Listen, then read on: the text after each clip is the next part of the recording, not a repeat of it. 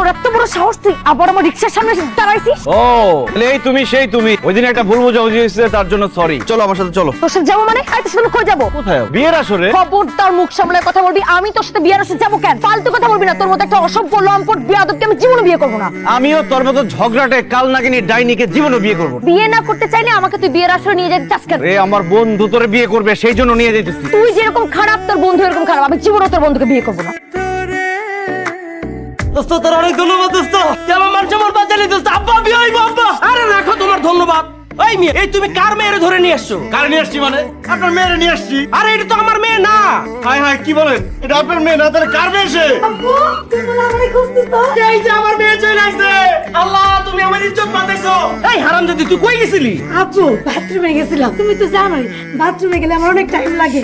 এত পেরেশান হইছো কেন? জাগা তুই যখন আইছস কাজী সাহেব বিয়ে করান। হায় হায়, এটা যদি আপনার মেয়ে না হয় তাহলে কার মেয়ের আমি তুলে নিয়ে আসলাম? আপনাদের কার কি সমস্যা? স্যার, এই শয়তানের বাচ্চা আমাকে জোর করে তুলে নিয়ে আসছে। স্যার আমাকে কিডন্যাপ করছে। স্যার এক্ষুনি ওকে অ্যারেস্ট করুন। না না স্যার, বিশ্বাস করেন আমি ওনাকে কিডন্যাপ করি নাই। আমি তো আপনাকে কিডন্যাপ করি নাই। একটু পুলিশ ভাইকে বুঝাই বলেন না।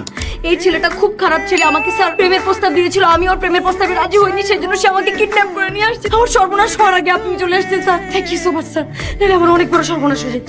মেয়ে মানুষ কিডন্যাপ করার স্বাদ তোমার দেখাইতে। চল তুমি নষ্টামে কাকে বলছো রোহন? তোমাকে নষ্ট আমি বলছি। তুমি কি নিজেকে দুধে দেওয়া তুলসী পাতা মনে করো? না, আমি দুধে দেওয়া তুলসী পাতা মনে করি না, কিন্তু আমি নিজেকে একটা গোলাপ ফুল মনে করি। কিন্তু তুমি আমাকে নষ্টামে বলছো কেন? কারণ কালকে একটা মাস্তান তোমাকে তুলে নিয়ে গেছে। তোমাকে তুলে নিয়ে গিয়ে সে তোমার সর্বনাশ করছে। ওই ছেলেকে পুলিশ ধরে নিয়ে গেছে, তার মানে নিশ্চিত ওই ছেলে তোমার সর্বনাশ করছে। নাইলে তো পুলিশ এমনি এমনি তাকে ধরে নিয়ে যেত।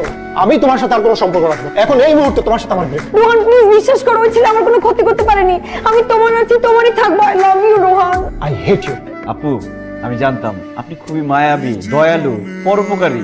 আমার মতো একজন মাসুম নিরীহ বাচ্চা জেলে পয়সা মরবে, এটা আপনি কখনোই হতে দিতে পারবেন না। আমাকে ছাড়া নিবেনি আপনি, আমি জানি। ধন্যবাদ আপু। আমি তোকে এখানে ছাড়া নিতে আসি নাই, আমি এখানে আসছি তোকে খুব। আপনি কি করেন? আপনি ওরা ফোন করতে যাচ্ছেন কেন? স্যার তার জন্য আমার এত বছরের বয়ফ্রেন্ড আমার সাথে ব্রেকআপ করে চলে গেছে স্যার। আমাদের সম্পর্ক সে ভেঙে চুরমার করে দিছে স্যার। এখন আমার বেঁচে থেকে আর কি লাভ? যেহেতু আমি মরেই যাব, সেহেতু ওকে মেরে আমি ফাঁসিতে ঝুলতে চাই। আমার কারণে আপনার ভালোবাসার মানুষ আপনাকে ছেড়ে চলে যাবে কেন? কারণ কালকে তুই আমাকে তুলে নিয়ে গিয়ে আমার ইজ্জত নষ্ট করতিস, সেই জন্য। আল্লাহ কত বড় মিথ্যা কথা!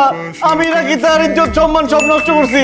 দেখেই তো আমার পছন্দ হয় নাই, ওর ইজ্জত নষ্ট করবো কি? ওর তো আমার ছুঁয়ে দেখতে ইচ্ছা করে। তোরা এখানে সময় নষ্ট না করে তাড়াতাড়ি আব্বার কাছে যা। আব্বারে গিয়ে বল ভালো একটা উকিল ধরতে, আমার এখান থেকে বাইর করতে বল। কি কইছিস বোন? আঙ্কেল এখন শেষ ভরসা। চল আমরা আঙ্কেলের কাছে যাই। আঙ্কেল রাজ তো ছেলে। রাজ? কোন রাজ? আঙ্কেল আপনার ছেলেরা। রাজ নামে আমার কোনো ছেলে আছে বলে জানা নাই। আমি তো রাজ নামে কাউরে চিনিই না। হ্যাঁ হ্যাঁ আঙ্কেল কি বলছেন?